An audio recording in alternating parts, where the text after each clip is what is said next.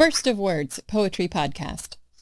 First in the series, Blackberry Eating by Galway Cannell.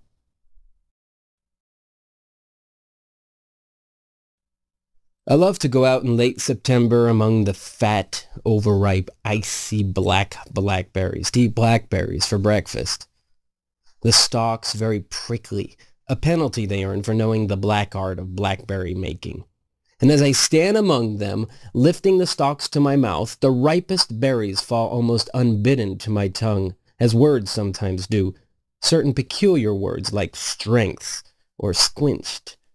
Many-lettered one-syllable lumps which I squeeze, squinch open, and splurge well in the silent, startled, icy black language of blackberry eating in late September.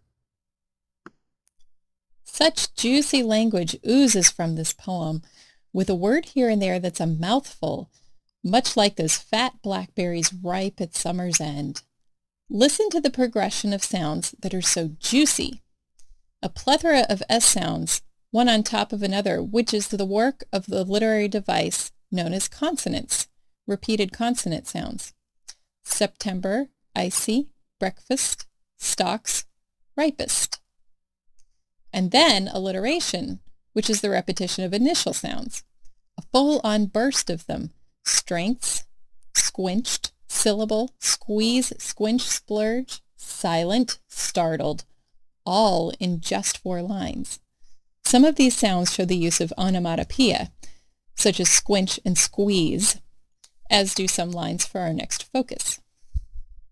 Notice the strange line about the prickly stalks, the penalty earned for the black art of blackberry making, and how that last phrase echoes merrymaking, echoes the indulgence in the sensual pleasures of abundant sweetness.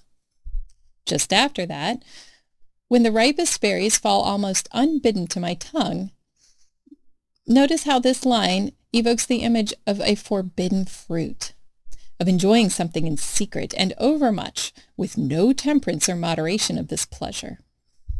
Finally, notice how the blackberries compare to certain words, each one a mouthful. Certain peculiar words, like strengths or squinched, are put forth as many-lettered one-syllable lumps. They contain the most letters you can cram into one syllable and still have a recognizable word. After squeezing fat blackberries against the palate, the tongue switches to its other function, from taster to speaker, word maker. We don't just mouth these words for their straight-up meaning, which would make them dry. Instead, we indulge in all those connotations, those associations, that make them complex and juicy, a mouthful of sound, a pleasure to speak and hear. Such is blackberry eating, a splurge of juicy words and images. This has been the Burst of Words Poetry Podcast with Shelby Rosengarten, St. Petersburg College.